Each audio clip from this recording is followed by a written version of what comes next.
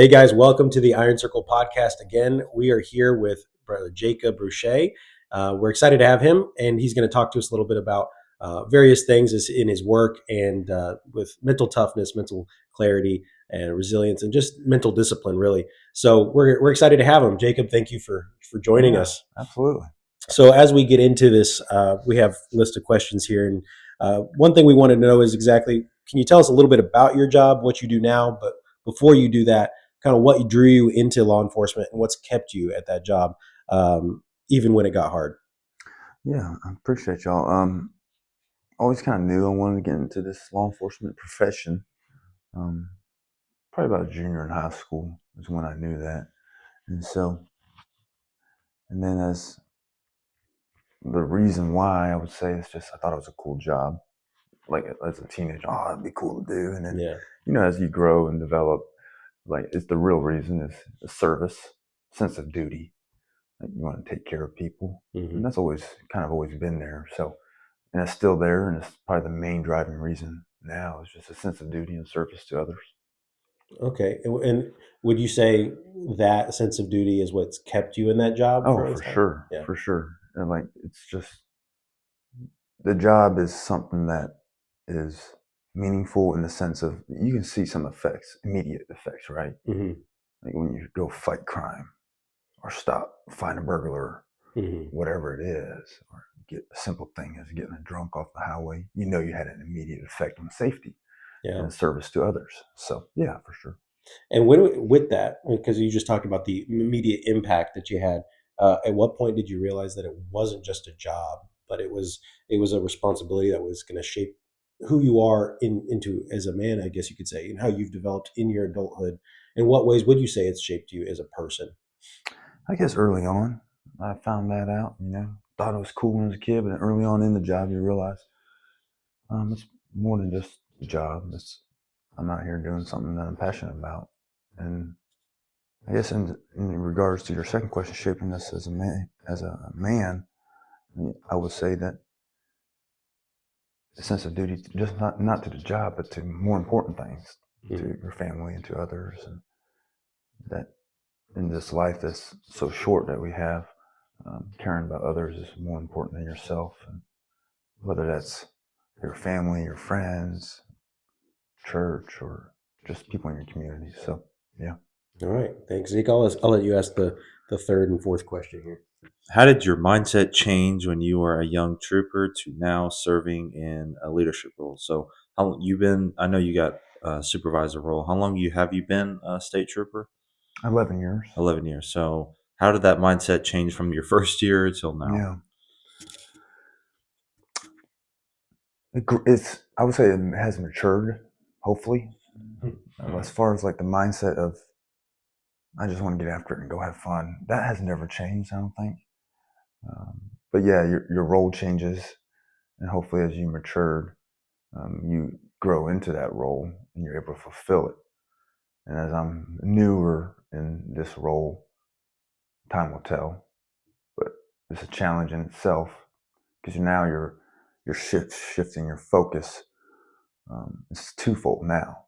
Instead of just yourself and job performance, it's the people that's in your team and the people in our community, making sure that our mission gets accomplished and serving our citizens. So it's been enjoyable, but it has its challenges. And our mental and toughness, performance under pressure. I know when we talked about this at church a little bit.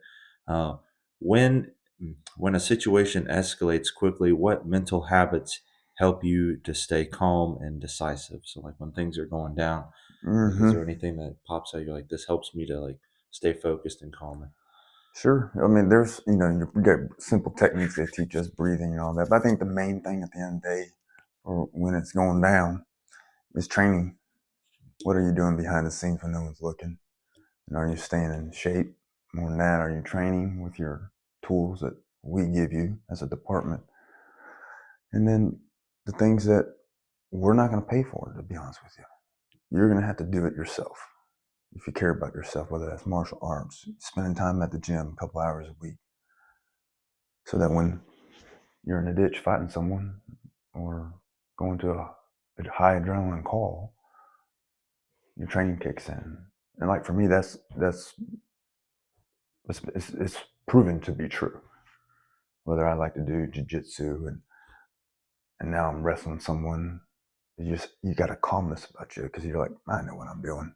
This guy don't know what's about to happen, right? Because you're trained. Yeah, that's true. To me, in a high stress situation, training is very important. What are you doing behind the scenes when no one's looking? So, yeah. So you would say that cliche phrase that if you fail to prepare, you prepare to fail, or you play if you don't if you plan to fail if you fail to plan, you Yeah. plan to fail. You would agree with that in this Oh, sense, 100%. Yeah, there's a saying, something, have a plan for chaos. Yeah, Because chaos is coming, but do you have a plan in place? How are you going to tackle it? yeah, But mental plan as well. Like, hey, if this happens in this situation, and that's mentally training yourself. I've done that. I mean, my people before me trained me and taught me that. Just mentally prepare too. yeah. Like, Before it hey, ever happens, yeah, it could go happen. if you're going to this kind of call, or if you're in this situation, how are you going to look at it? What are you going to do? Of course, because you can't train for all scenarios because every variable is different every day, right? But you can mentally prepare as well as physically prepare. And physically preparing is going to get you mentally prepared too. Yeah, for sure. So with that, I want to touch on the preparation a little bit more specifically with you. Obviously, you mentioned the mentally preparing. That's thinking about all the different things that could happen Yeah. As much as you can. Like you said, there's always going to be a different variable. So that's the way we can mentally prepare is just in our own life, whether it's at work, whether it's in our personal life, with everything's just okay. What am I going to do if I lose my job? How am I going to make the money, or whatever the case is? Yeah. We've just prepare. Now, on the side for you, on the trooper side, how do you physically prepare? Like, what do you do? Do you do jujitsu, or is there something that you do? I've done it before. Not really anymore. And then working out as well. Yeah. Physically and going to the range and putting some rounds on range. Whatever you enjoy doing, just go do it. Yeah. Type of deal. Just to be physically better than you were the day before. And like for me, I liked working out. Yeah. I would go to the gym, different gyms, gym at the office, gym here in town, and go work out, that type of deal. Or just go run, get on that rower and row, just whatever it is that you enjoy doing, and it's really just challenging your mind. Yeah. At the end of the day. Because when you challenge your mind and when you're in a high stress situation, it's almost the same. Because you're going to be stretched thin mentally. And you got to push through mentally to get through the fight, get through that high stress situation, to come out victorious. Because at the end of the day, violence rules the day. Yeah. Whoever's more violent will win that fight. Right. Type of deal, right? So, yeah. With that, you say do the things that you enjoy. Has there ever been a time where you're like, I'm going to do this even though today I don't really want to? Oh, for sure. But because I know it's important. Yeah, like I enjoy running. Mm-hmm. And I mean by that is, but I don't want to go run every day. Because it's physically taxing. Yeah. It's physically demanding. And your body is we're naturally lazy. Go do it. Get it done. Yeah. Don't be lazy. Go work out. Do something. Just move your body. Move your body. Well, great. That's a good, thank you for those answers. Now, kind of going back to the situational awareness and different things, what is the difference between fear and awareness, and how do you keep fear from controlling your decisions in those high stress moments? Right. Fear can be, if it's not controlled, it can be crippling for sure. You can get scared. And in this profession, you can't be. You got to have, I like to call it healthy fear or awareness of the situation, you let your training kick in. I think it goes back to what we were talking about earlier, training, being prepared, having a plan. But sometimes it's just, someone asked me that before, and it's like, I think sometimes God gives you a gift that you're meant for this profession. Yeah. I think you can lose it if you don't train, prepare, and safeguard it, and be a good steward of what you have, and so that you can be a better servant to the citizens and to our community. Yeah. And then, because if you let it scare you, you're so fearful, you won't be able to perform. Yeah. Under pressure, you're not going to be able to do the job. Someone's life is the worst case scenario. Someone could get hurt because you're so fearful. I think it goes back to training and mentally being. So yeah, even then, like you said, that healthy fear is awareness. I am aware that things could go wrong.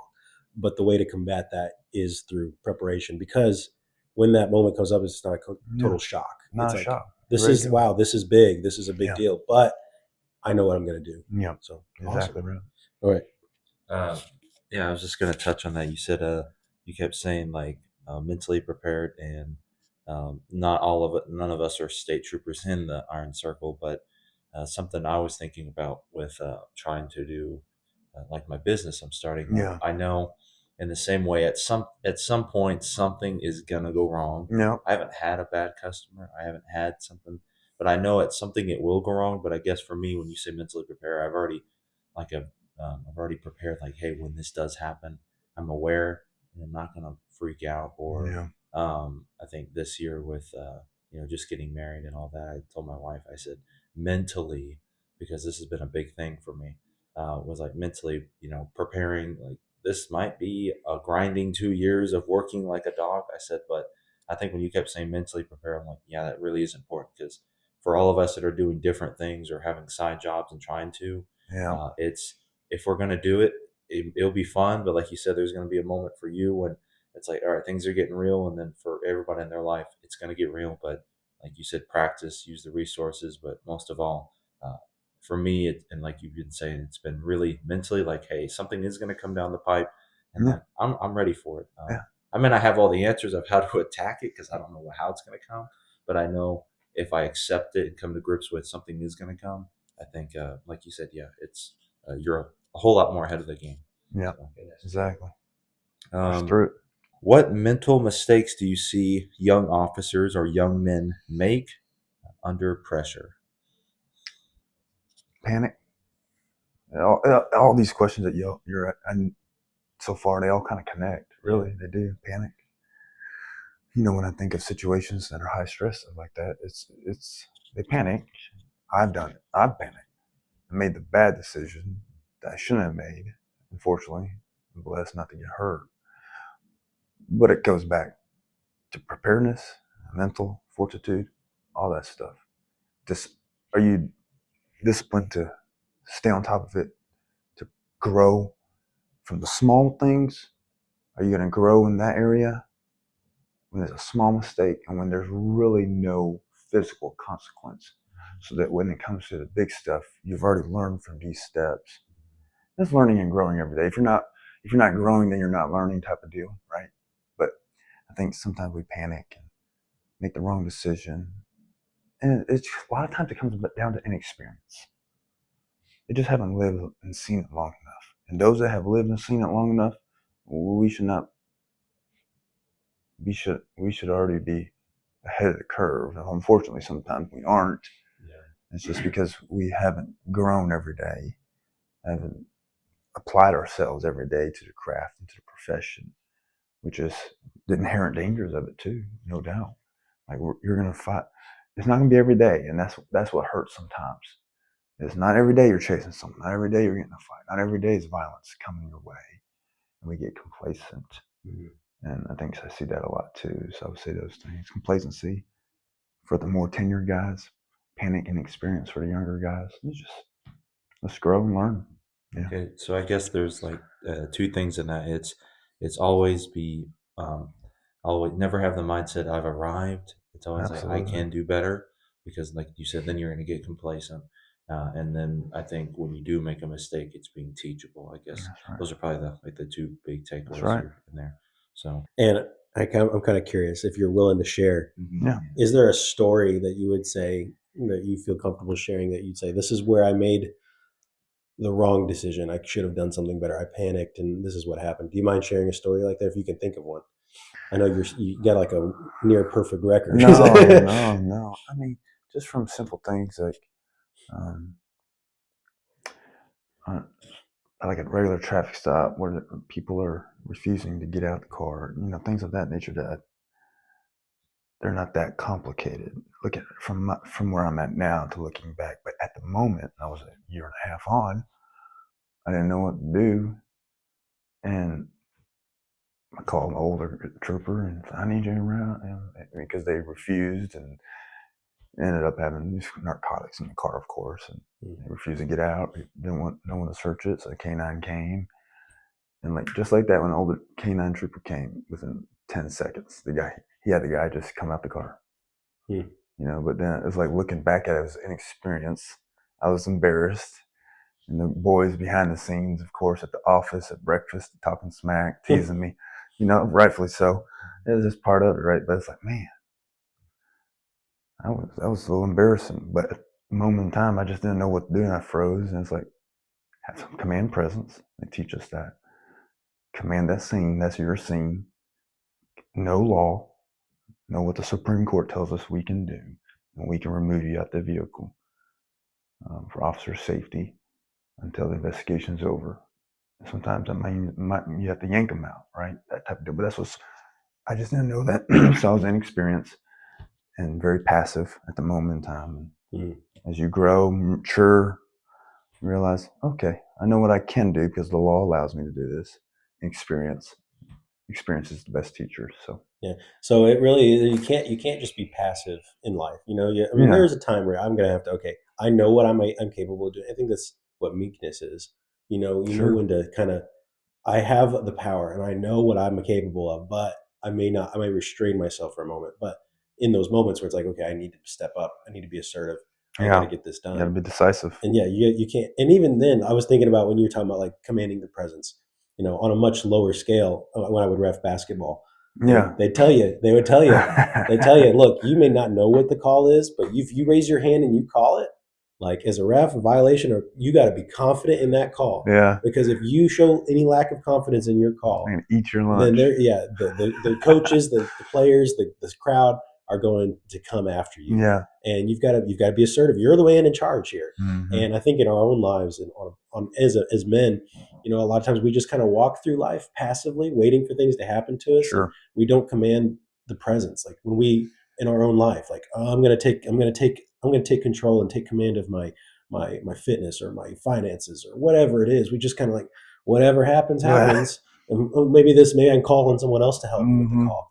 Yeah. But so we do that. No, you're absolutely right. Yeah. So with the mistake, and then I was thinking, because I was preparing for this interview, I looked you up, I Googled you to see if I could find anything online about you. So my. I know, and I found a story, and I don't know when this was, but I found a story about a homicide that had happened, and he was in a red car, I think, and he left the scene, and then he was speeding, and then he tried to evade arrest or evade the stop, and so you ended up chasing him down, from what I understand, and being able to arrest him, and then of course finding out everything in the process. Sure. Obviously, that's the high. That's a good point. And then the other one that you showed, like traffic stop, being uncertain of what to do there, and the nervousness kicking in, kind of leads me to this question: after a high stress incident, or even in the case where it's like this is awesome, but I'm sure adrenaline and all this stuff, how do you mentally reset so it doesn't carry into the next call, or especially your home life? I mean, I'm taking my views from looking back now. It's like, I think it forces you to reset that, because there's the high, but then the next, in the just job performance, the next thing is unknown. I think it's true in life. The next event, next valley, mountaintop, whatever, is unknown. And so it's gonna, even if you don't reset yourself, it's gonna reset you. Like, because in a bad way, it's going to reset you. Yeah. Right. And you don't want that to happen. You want to be able to, like you said, reset yourself. And so, but to specifically answer your question, I can only tell you from looking back that it forced me to reset. Like that, what that you're talking about in the article. Yeah, it was a high. I thought it was cool. In the moment, your adrenaline's pumping, nervous. The next call you go to is a fatal crash. Now, this one you're being high speed, adrenaline pumping, being violent. This one you're going to have to be compassionate, because you're going to talk to the family. You're going to go knock on the family's door. So it's going to either way, and that's why I say it'll force you, and you better be prepared for it. Yeah. You better not bring the high to this, and then you better not bring the low compassionate to this. Mm-hmm. You got to compartmentalize it. Yeah, and that's the word. That's the word. Better do it. So hopefully that answers. But that's my approach, I guess. No, it does answer that. And in one thing, like even in Bible college, it would tell me is training to be pastor. It's like, just like you were saying about the high of that and then the crash. They would say you got to be able to, as a pastor, be able to go to one floor and be able to celebrate the birth of Sure. the firstborn, and then go to the next floor and Yep. sit at someone's deathbed. Yep. And you can't take either energy to either room, Right. because that just, so you've got to be able to compartmentalize. And like you said, going back to your earlier things, it's all about preparation, really. You have to be, this is going to happen at some point, and I got to know to switch. Yep. But as far as the personal life for you, when I first met you, I had no idea you were a state trooper. And the idea that you joked around so much and you were so like, they would play basketball with you on a Thursday night. Really? This guy's goofy. yeah, he was playing basketball. He was just having, you were just having a good time. I'm a goofy. He told me he was at was it Jared Potts' house or somebody? You're at somebody's house. I don't know, but And I he just said, you know that guy we played ball with, the goofy one? I said, yeah. He said, he's a state trooper. I said, there's no way. He's like, he had a car and he came in his uniform. I was like, really? Yeah. I was like, Changed. Oh, I remember that. I changed. Went back home and went to work or something. It was probably before or after shift. Yeah. so yeah. With that being said, like, you know, in my mind, troopers, like military guys, they are this rigid, 24/7, Really? no nonsense. So then meeting you, it was like, man, he's not like all the time. And obviously there's things that influence your life, but it's you're able to compartmentalize. I don't know what you dealt with that day or what you deal with on a daily basis on when you were on patrol all the time. But now that you're, I mean, when I would see you the next time, it's like, oh yeah, all he does is, you just, based on what I know about him and how he's acting, he just sat in his car all day and just had a good old time listening to music and eating donuts. Yeah. The stereotype, but no. So I guess in that way, is it the same as with the call to call? Is it the same way when you come to your personal life or your home life, to where are you able to leave the stresses of the work behind when you come home or when you're at church or anything like that? Oh, yeah, I think so. I think it's always been, I don't know, it's not necessarily easy because, I talk to my wife about certain things and talk to people about certain things, but I think maybe that's what helps, right? I've got friends and family that's close, and some people that are of like mind, Yeah. that are maybe in similar professions or just also mentally able to converse about some things. But yeah, when I walk in the house, I try not to bring it, and it's not healthy, I don't think, if you just bring all that in. But I also think in some sense it is kind of, there's certain things. Mm-hmm. When your wife, you can't shut her out. She's the closest one to you. Yeah. Most important one. So I've talked to her about things, and I don't think it's unhealthy, because it kind of, you open up your vulnerable side to your wife, and which is, in marriage, that's important. Right. I think so too. But no, yeah, to answer your question specifically, it's a job I love, I'm passionate about, but then there's some other things that are equally important or more important. Yeah. And knowing what order they should be placed in is going to help you naturally compartmentalize it. So because you don't want it to consume you, especially when you're spending time with your daughter and things like that. You don't want all of this to, especially when she grows up, to be overshadowing your time with her. You want to be able to be present with the people you're with. Absolutely. So it's not necessarily a cut and dry, you shut it all out from home. Sure, but there's just that balance of knowing what to share, when to share, how to share, and just kind of going through it, I guess, one day at a time. That's it. So, all right. 1 foot forward. I'm going to ask you another question, and then I'll give over to Zeke. But this is a question that we had from one of the members in the Iron Circle.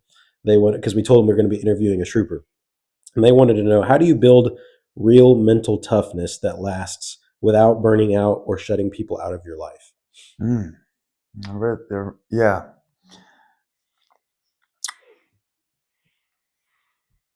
Real mental toughness. I guess I'm trying to think how to put it in words. I just show up. Be consistent. Yeah, consistency. And show up for your peers, show up for your teammates. And when in the moment, that means showing up too. Like when they need you, are you going to be there for them? Or are you going to, let's go something as simple as fighting, being a backup on a call. Are you going to be there for them? Are you going to be, or are you scared? If you're scared, get out of this profession. And it's as simple as that. we need mentally tough people in this profession. Just men in general, sure. But in this profession, you got to be mentally tough because you'll get yourself hurt. And at the end of the day, now I'm sitting in my role where I sit now. I have, that's part of my responsibility is to them, that trooper, those new guys coming in. My job is to grade them while they're in training, to see where they're at, see if they're mentally tough. And that's one of the things. Are they going to be able to perform under pressure? And if you're not, if you've proven you're not, this job's not meant for you. That's okay. You'll find something better, something that you'll be happier in. Yeah. At the end of the day, my job is also to protect you and your life, to protect our team, to protect our citizens. And sometimes making those decisions if you're not mentally tough. But hopefully that answers your questions. Yeah, I think so. Discipline and daily standards. Mm-hmm. How many times a day do you brush your... Oh, I'm wrong one. What daily disciplines make someone reliable when it matters most? I think everything goes back to something simple, right? Did you wake up and make your bed this morning? Mm-hmm. There's a book by Admiral McRaven. I think I saw it. Right there? Make your bed. Yeah. The first task. Like what he says, the Admiral says first task. But it's true, like your daddy teaches you that. Your mom teaches you that. Clean your room. Make your bed. Brush your teeth. And looking back at it, it carries over into your job, performance, businesses. The little things matter. Yeah. And so do the little things. That's important. Do the task. And guess what? You're going to show up to work on time. Yeah. Get up early, get up on time, show up to work. The rest of it, I can teach you. You know? Yeah. But yeah, that's the little one things. What number 12, what habits outside of work most directly affect your performance on the job? So I kind of, if we want to go and shed some more light, I think at the very beginning you said it's what you're doing when people are not watching, sure, kind of like off the clock or something. So what habits outside of work do you think are most affecting your performance on your job? I think, just eating steak or something. Yeah. Getting up early is what I like to do. It's just simple things. Get up about an hour and a half before we go to work. Even if you're not working out, you're just sitting there reading. And sometimes I'll read and study some things. Get up, go to work, go work out, maybe at the afternoon, or just some other small habits of just being faithful in everything that you committed yourself to. Whether that's secondary stuff, off-duty stuff, or work stuff, just being consistent, loyal, reliable, and make that a habit. Like if it's church, show up when you're supposed to show up. If it's a community event, show up when you're supposed to show up. My dad always said, if you told someone that you're going to be there, you better be there. That type of deal. Just reliability, and in everything that you're doing. And you're going to make a name for yourself, that you're someone that can be counted on to show up. So, okay, so I guess what I was hearing was like, what you were saying is, having that mindset is my life, and it's not just attached to my job. So, like, if I'm not working, it's like I'm still the same, disciplined, and everything that you need for that job is the same in your life. yeah. I've been guilty of like, oh, I don't have to work, so then I slack in my personal life. It should be the other way. Like I should have it in my personal, no matter what job I do. So, yeah. Okay. What qualities separate someone who is respected from someone who only has authority? Care. You care about people. Do they actually know it? And I think the best way to show someone you care about them is actually care about them. And over time, they'll respect your position, they'll respect your authority. But it's kind of hard to respect someone that's just out there barking at you all day, not out there on the front lines with you, not out there leading from the front, leading by example, not out there caring about your personal life. They don't care about nothing except job performance. Yeah. Job performance, numbers. And sure, in our job, that's important. Mm-hmm. But it's not the end all be all. The people are. Taking care of your people is more important. That's the most important part. And everything else kind of lines out and kind of fixes itself. When they're happy in their job, they want to come to work. they're going to go do the job. So care about them. And that starts, like you said, starting with they want to be happy at their job. That's an effect that trickles down from the top. Because if the authority figures and that's all they are authorities, and they're not a friend, they're not leaders with influence, and they're not helping along, then yeah, people are going to hate their job. Yeah. And Miserable. I mean, there's a question I was asking a friend before. Would you rather, like, it was kind of one of would you rather questions, and it was something along the lines of, would you absolutely do a job you hate, working for people you can't stand, and make for 5 years and make $200,000 a year, or would you rather just work your favorite dream job with amazing coworkers and amazing boss and it was like some little amount of money, like some average amount of money, and they're like, I could not, and they were, and then for that, them specifically, they had a job at the time that they were just trying to get out of it. Yeah. Like, this is horrible. And I said, would you stay for 2 more years if they doubled your pay? And they're like, absolutely not. Like, the money isn't worth it at this point. And it's because of the leadership they had. Yeah. It was just degrading. It was, like you said, no care. Just, I'm here to tell you what to do, and that's it. So that's really good. Makes life miserable. Yeah. Makes life miserable for yourself, really, and then for others. That sounds terrible. Because at the end of the week, you want to go home, want to enjoy your time off with the family, but then if you're thinking about work when you're off, dude, because how miserable it is, and then you're come Monday, dreading to go to work. That's sad, Yeah. Hopefully, part of my role is to create a positive environment where you're transparent, you're direct, but most of all, you care.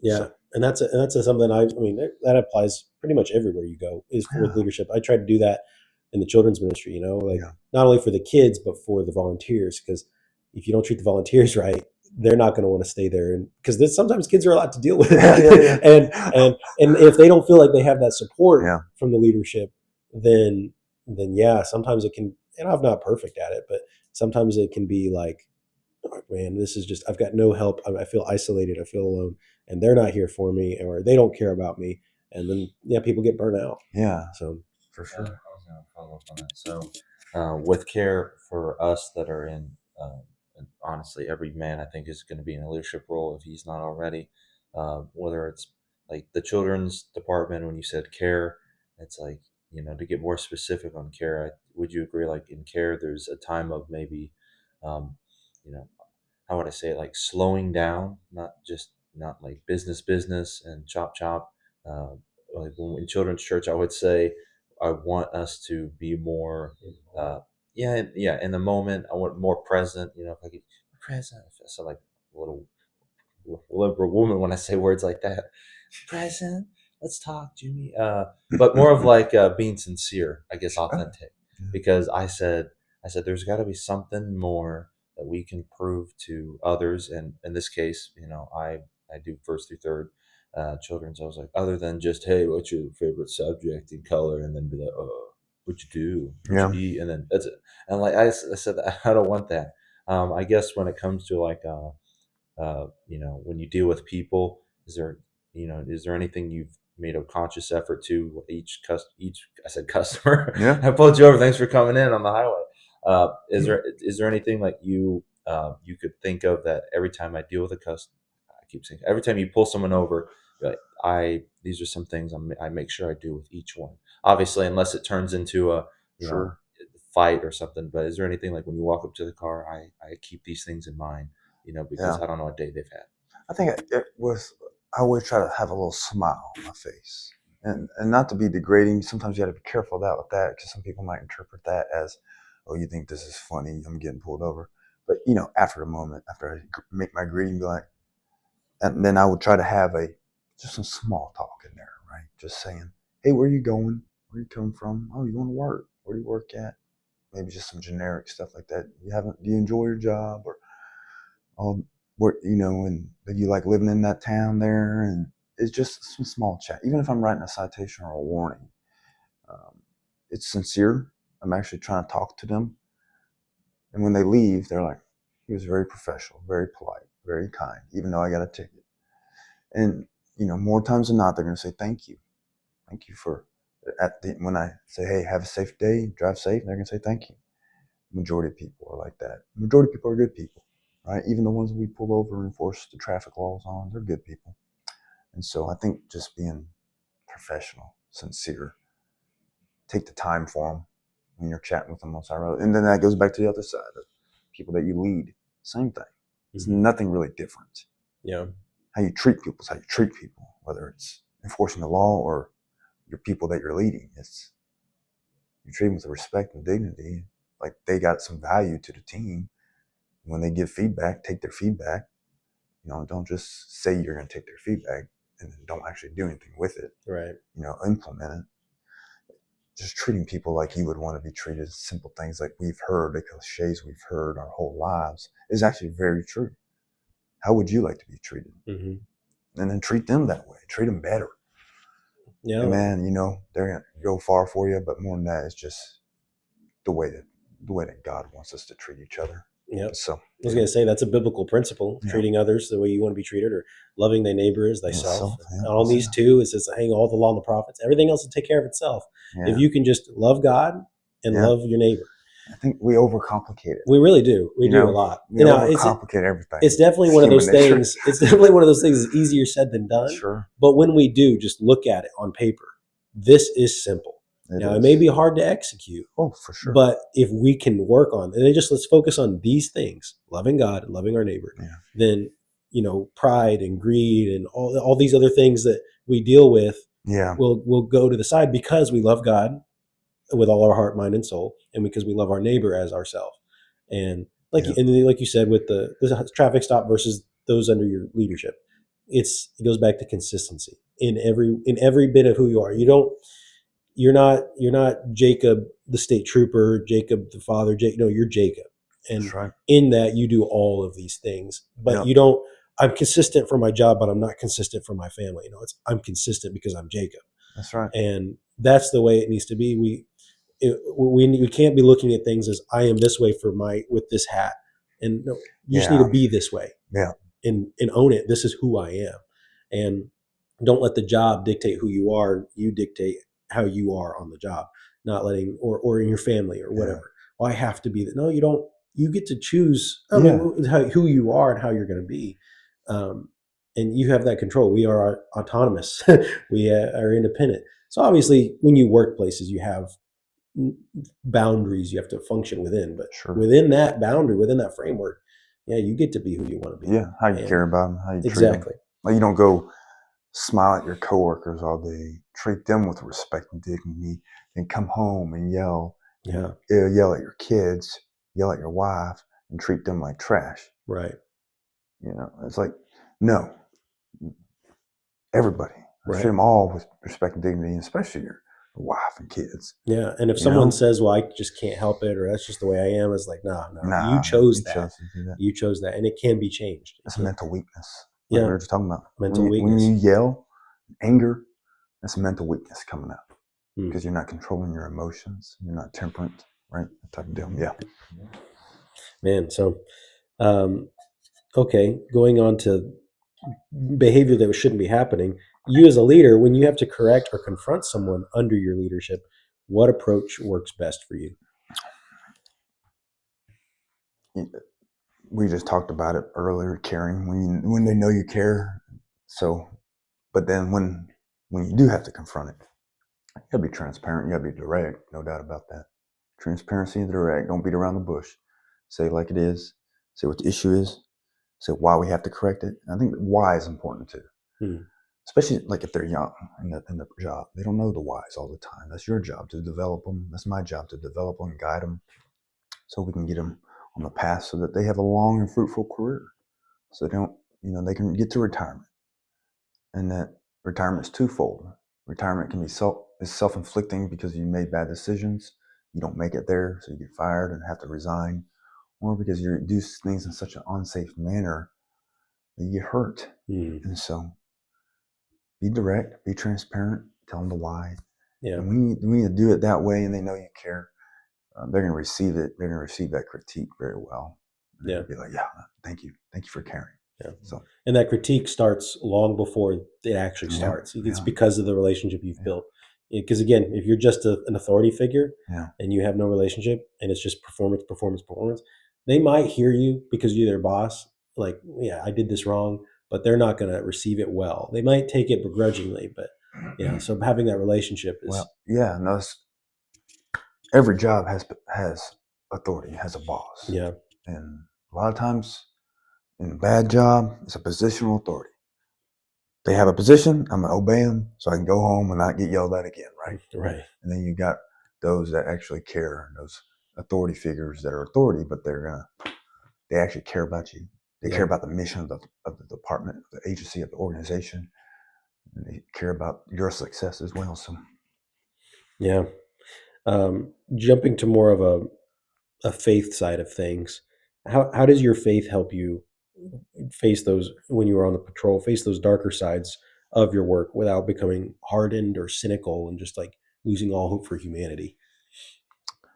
that God is in control. There's a plan.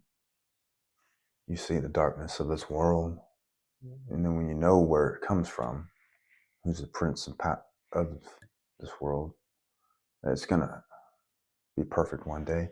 Sure, Yeah. but in a moment, it's sad when you see those that are struggling and they're in deep and miry clay, and in the moment you can only give them temporary help, Mm-hmm. which is sometimes jail, most time, right? To sober up or to be held accountable for their actions. But at the end of the day, God is in control, and I think that kind of keeps everything in perspective for me. Yeah. That, hey, I think our pastor says it very well. If it wasn't for your parents, there go you. Yeah. If I didn't Yeah. have the parents I had to teach me morals, right from wrong, don't do drugs, don't drink, that type, Right. where would I be? I don't know. I wouldn't have found Christ, and all that for sure. So Yeah. And I mean, philosophically and spiritually speaking, we are naturally sinful, not naturally good, but naturally sinful. yeah, But within that framework, there is still people have good intentions most of the time, or or they don't just go from baby to hardened criminal the next yeah, day, or doing drugs, or doing drinking and driving. They don't just get it's bad decisions that lead up to that point. And sure.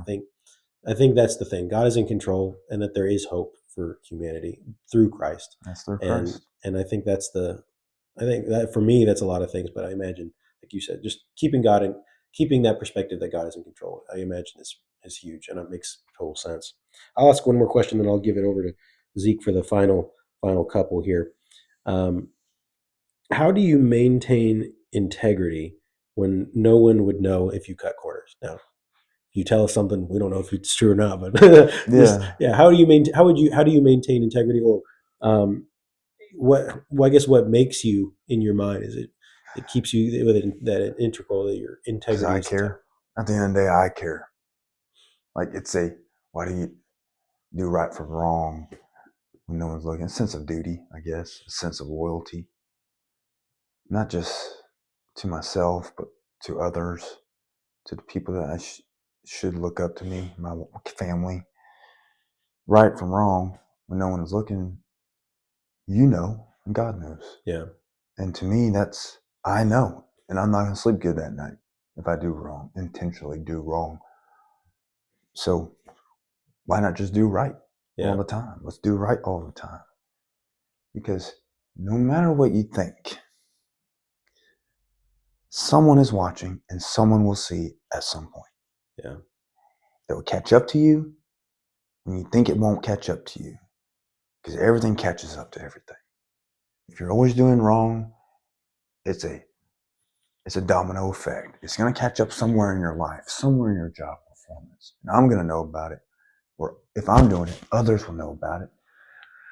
And so sure, if that's what keeps you accountable, then let that keep you accountable. But what yeah, really should keep you accountable is to know the fact that I know that I'm doing wrong and I don't like that. And yeah. that makes me feel bad. Whether that's your conscious, Holy Spirit, it's just the way I approach it. I feel bad if I do wrong. So No, that's a I good like to approach. sleep good at night. Yeah, So I those are like good. sleep. That's a good approach, and I think, like you said, so basically the other side of that token would be if you're choosing to do wrong, it's really a lack of care. You don't care. You don't care who this is going to affect That's or it. how it's going to affect them. That's it. And you may, and whoever's listening may, and even us at times when we make those decisions, we would go, "Oh, it's not because I do care." Well, your actions aren't showing that you care. Exactly right. And I think that's a mindset that we have to tell ourselves before we get there, mentally prepare that when I choose wrong, I am declaring that I don't care, whether how it's going to affect Yep. whatever.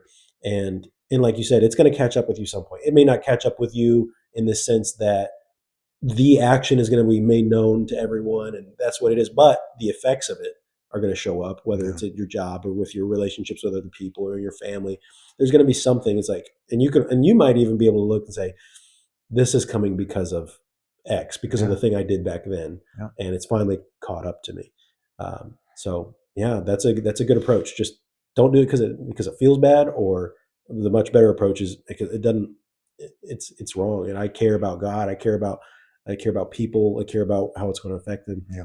One of my life verses is Proverbs 22:1, which is a good name is rather to be chosen than great riches, and loving favor rather than silver and gold. It's like, what is they say it all the time? What does a man have if he doesn't have his word, right? What does he have if his actions don't mean anything? Can't keep his word. Yeah. And so yeah, that's good. So I'm going to let Zeke ask the last two questions, and he'll finish off with our. Okay, go ahead. So, is there, you said it'll catch up or cut corners. Is there a time in your work that, because we're all human, have you seen in the workplace, whether a coworker or someone in your department or something, where they've done something and eventually caught up to them? Yeah. Oh, plenty of times. Whether it's me and others, I think prime example is just integrity, right? That's the biggest thing for any profession, but especially for this profession, because if you don't have integrity, you don't have anything in this profession, because it's public trust that we have. And how we really accomplish what we accomplish is through trust with the public. We trust them, they trust us. And so when you do the little things like lie about when you're going home, lie about your performance, when you submit your weekly reports to your sergeant, that catches up. Like as a trooper, and one of my people that I knew, he got fired for that. He would go home 3 hours early, and claim on his weekly that he's working 10 hours when he only was out on the road for probably 6 or 7.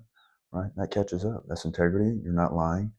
But also, going back to care, when you do that, you're not caring about your teammate, your other partner out there on the road.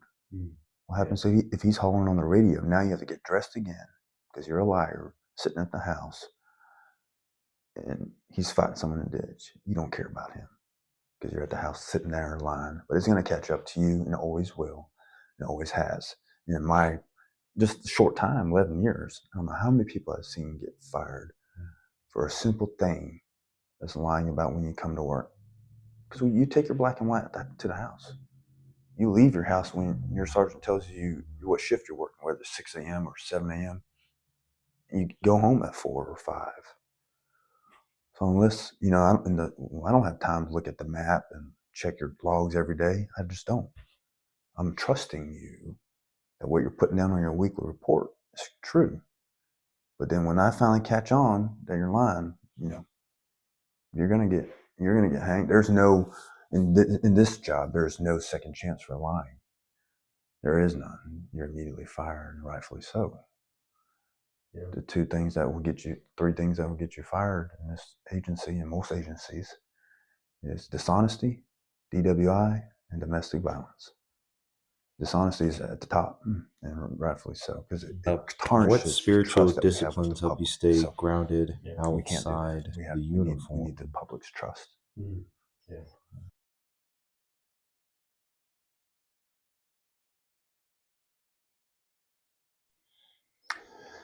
Something simple as getting in the Word, reading it, having devotions, praying with your family, going to church.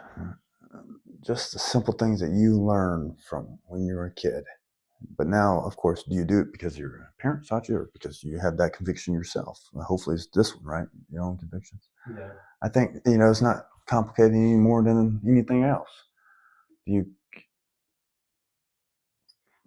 primary thing in this life is God. right? Your relationship with Christ. Are you born again? Because this life will pass, eternity will come. And so when you have that, there's a song, Keep Eternity in View. Mm-hmm. When you have eternity in view, hopefully, this is a job that I like. But eternity is coming. And I have to see him one day. I have to answer to him how I live this life. I have to put some things through a fire. Yeah. Is it going to last through a fire? Right. My job performance will not last through a fire. But how I care about people in job will. How I show them God will. How I am an example of good godly characteristics will, sure. But putting my job before God and my family, that will burn to that fire. And so that's kind of how I hopefully look at it. Mm-hmm. I fail most days, but hopefully I keep that perspective. Yeah, that's really good. Bring the mic up. Well, from the last one that we have written down, Mm-hmm. maybe we'll get into some funny stuff after that. We got some time. If you could speak to yourself on your first day, I'm so curious to see what 11 years ago. Yeah. If you could see yourself on your first day in law enforcement, what advice would you give to your younger self? Uh-huh. Slap him on the back. Yeah, slap him on the back. Get out there, boy. Man, think about that one too. And I was so high speed. So I don't know. And I was thinking, would I tell myself slow down? No, I wouldn't tell myself slow down. I'd never tell anybody slow down. Pace yourself. You got 20 more years in this. You hear that? State Trooper just said he's never going to tell anybody. Yeah. Finally, an hour into it. Oh, yeah. No, damn, they got the speed limit signs. So it's because I heard that growing up, in the highway patrol, slow down, boy. You got 25 more years before you retire. You got to pace yourself. It's a marathon, not a race. Sure, that's not necessarily wrong. At the end of the day, I think if I look back, the people that have that mindset, let's just talk job performance. The people that have that mindset, they went nowhere. Mm. They got disgruntled, and they start hating the job. All this. No. So I think the best advice was my FTO saying, work as hard as you can every day. Learn as much as you can. The harder you work, the more you get into things and the more you'll learn. And he's right. Because you get put into more environments where I don't know what I'm doing. I'm going to call corporal. I'm going to call sarge. I'm going to call one of the senior guys. Hey, this is what I got into. You're like, well, give some guys. My advice is, I guess, so that's advice that I'll hear a lot that people will tell young troopers that I am totally against. I'm against that advice. Work as hard as you can every day so you can learn this job. Because when you do, you'll learn how important safety is. You'll learn a bunch of different offenses and our guidelines, the laws around that.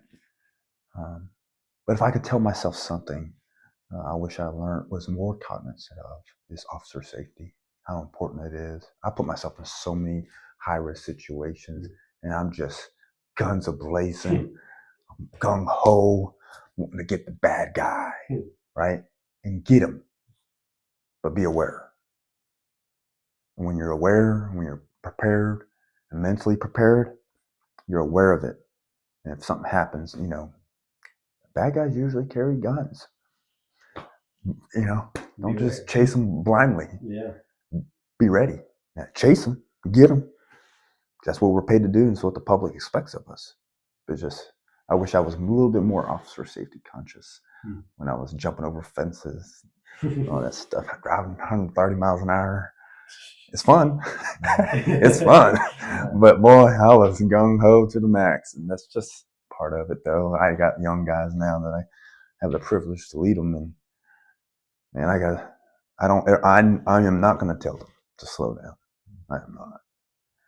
I'm going to tell them, hey, be aware of this. You need to clear that car better. You need to get more violent with them sometimes. You can get them secured because you don't know if he has a gun. Let's go. Get after it. Be decisive when you have to be violent. So that the short spurt of violence will help you. Because a short spurt of violence will get everything under control and maintain.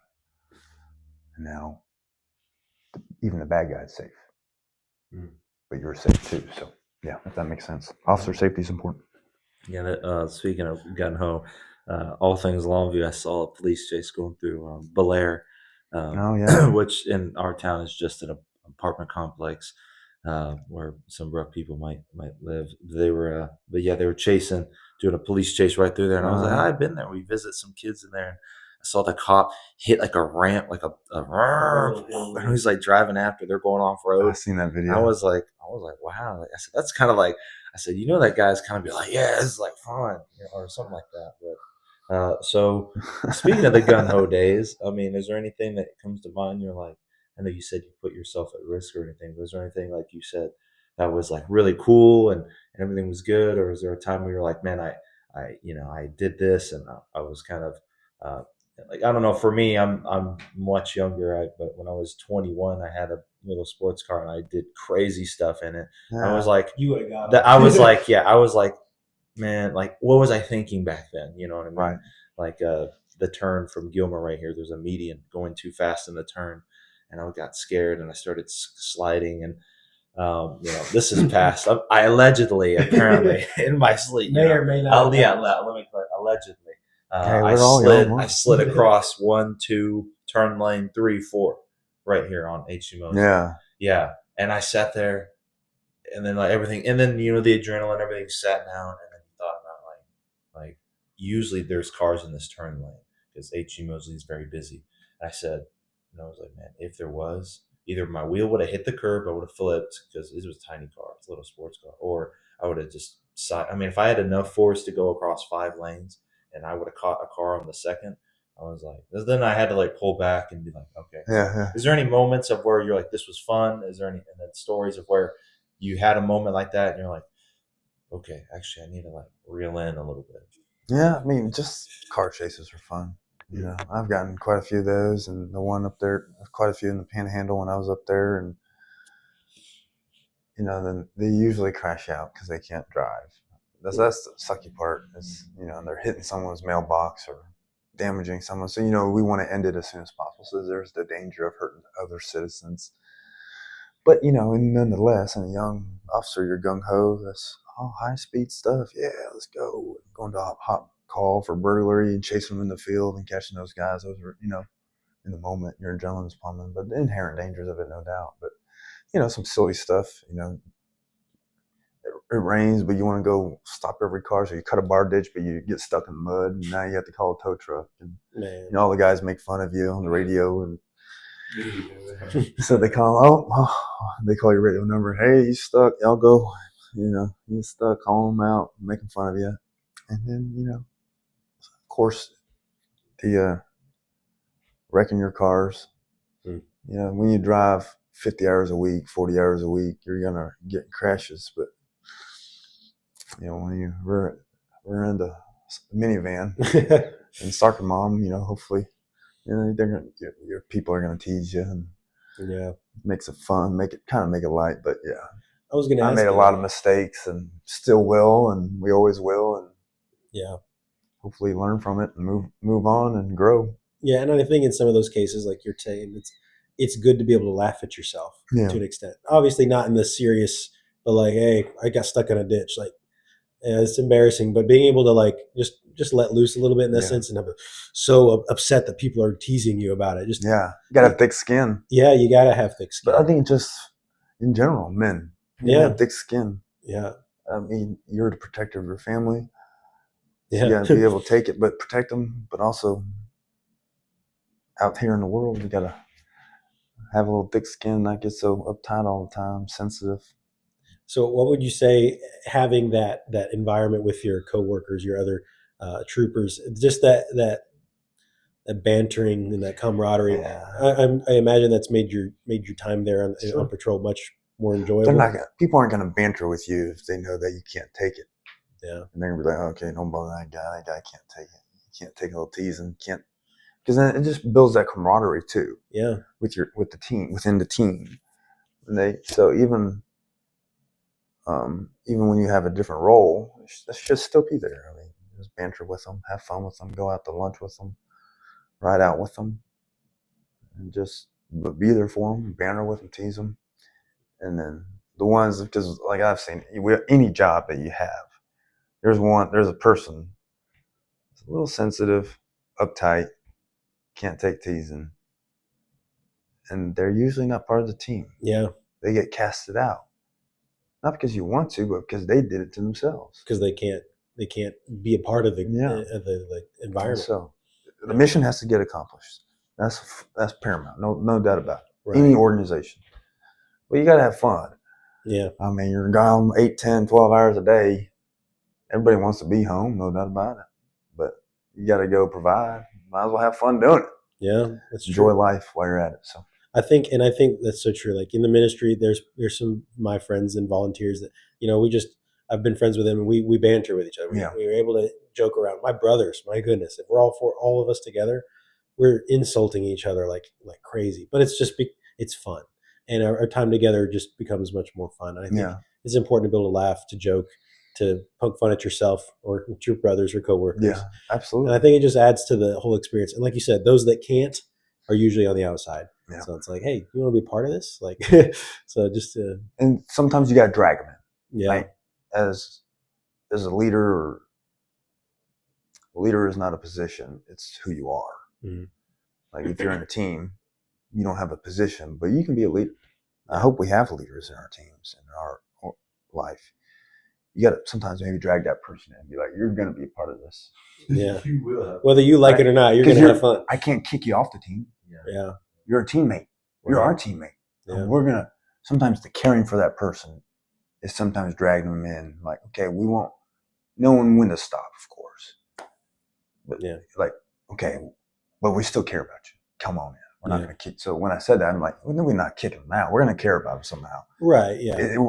Treating them might be a little different, but you're still going to, and that's what leaders do. Yeah, they're still part of the team, and they're still there, and you still care for them. But it just makes it hard. They make it harder on themselves. The relationship may not be as strong, and even that support may not be as. They may not feel like they have as much support, or that they can approach the other team members as much because they lack that one element. Yeah. So, wow.